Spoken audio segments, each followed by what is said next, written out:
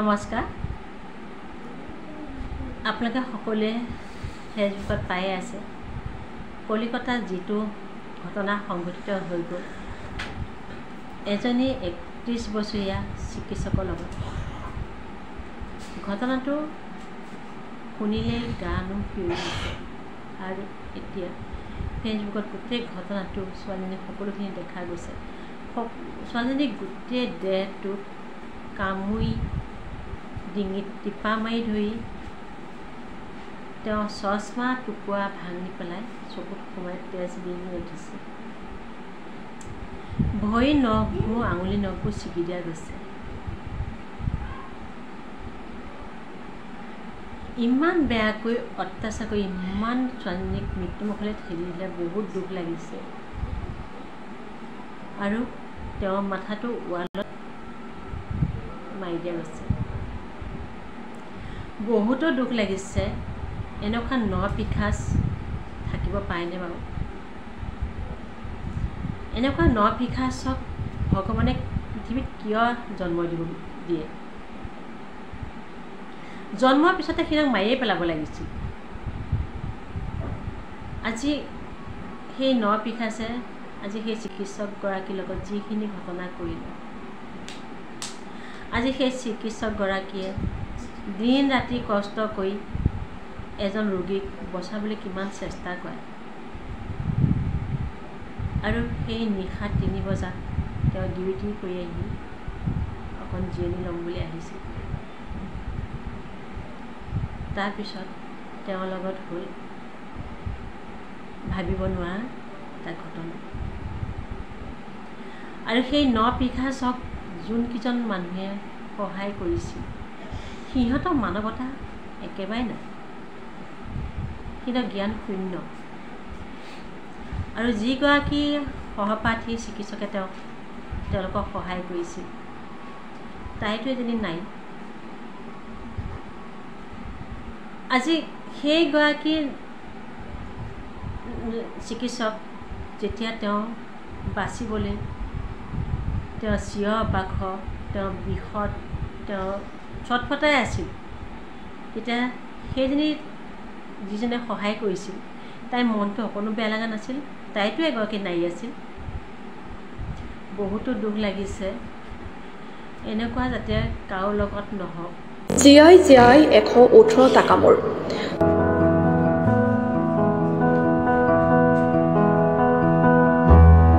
চকুৰ মণি ফাটি ওলাইছে তেজ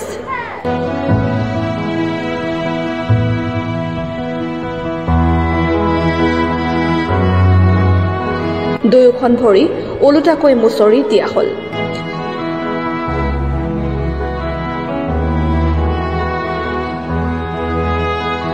হাতৰ নখ উলিয়াই অনা হ'ল মহিলা চিকিৎসক মমিতা দেৱনাথক ধৰ্ষণ আৰু হত্যা কৰা হ'ল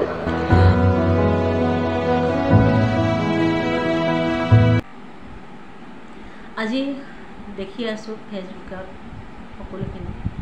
সকলোৱে সেই নপিশাচক আৰু তেওঁৰ সহকৰ্মী যিখিনিয়ে তেওঁক সহায় কৰিছিল সঞ্জৰে সহায় কৰিছিল সকলোৱে ফাঁচি দিবৰ কাৰণে আহ্বান জনাইছে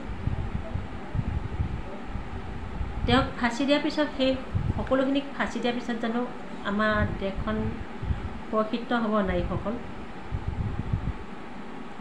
কেতিয়াও নহয় সেই নপিশাচ আকৌ এটা উৎপন্ন হ'ব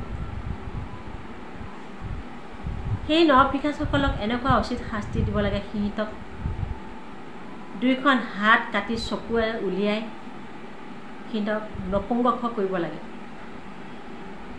যাতে পিছলৈ তাক দেখি যাতে বেলেগে ভয় কৰে দুইটা হাত কাটি দুইটা চকু উলিয়াই তাক পেলাই থ'ব লাগে তাক নপুংস কৰি দিব লাগে হয় তাক মাৰি পেলালে সি শাস্তি নাপায় তাক এনেকুৱাকৈ শাস্তি দিব সি জীয়াই তিল তিলকৈ সি মৰিব লাগিব আৰু সেই নাৰ্ছগৰাকীয়ে ন্যায় পাব লাগিব আজি সেই ঘৰখন সেই মাতৃগৰাকী সেই পিতৃগৰাকী অন্তখন ভাঙি চুৰমা হৈ গৈছে।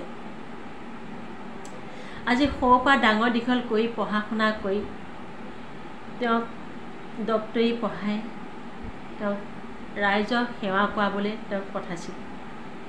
সেই মাক দেউতাকে ভবা নাছিল যে মোৰ ছোৱালীজনী এনেকৈ তিল তিলকৈ মৃত্যুমুখত পৰিব।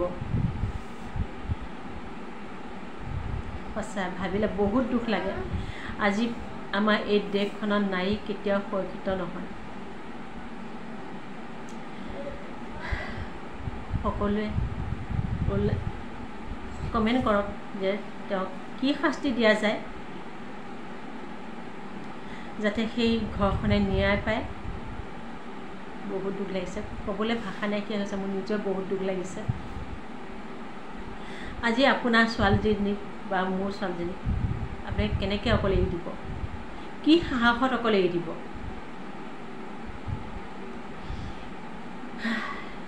এনেকুৱা নৰপিশাচক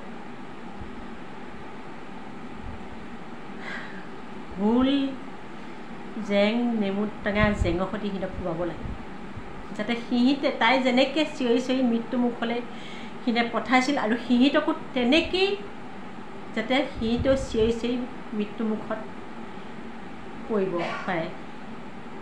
নোৱাৰা হৈছোঁ ক'বলৈ, বহুত দুখ লাগিছে। এটাইহে অনুৰোধ কৰোঁ সকলোকে, এনেকুৱা যাতে আৰু ভৱিষ্যতে নহয়।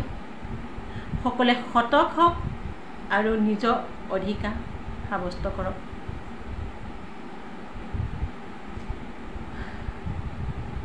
বাৰু এইখিনিয়ে কৈ মই আজিলৈ বিদায় মাগিলোঁ। নমস্কাৰ।